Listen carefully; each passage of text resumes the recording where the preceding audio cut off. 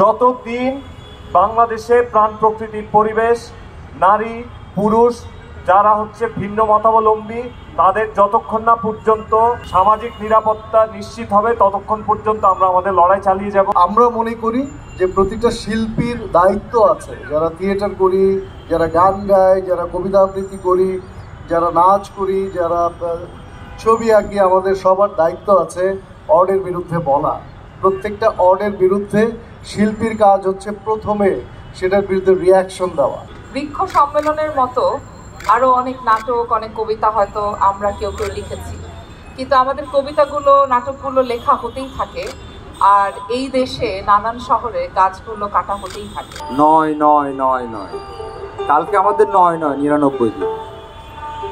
দেখেন, গাছরা, পশু পাখির জন্য কি আমরা 999 কল দিই? আমরা কি ওই জিনিসটা জরুরি ভাবি? শুধুমাত্র এই মানুষের জন্যই সবকিছু জরুরি, সবকিছু, কিন্তু এই প্রাণ প্রকৃতির জন্য নয়।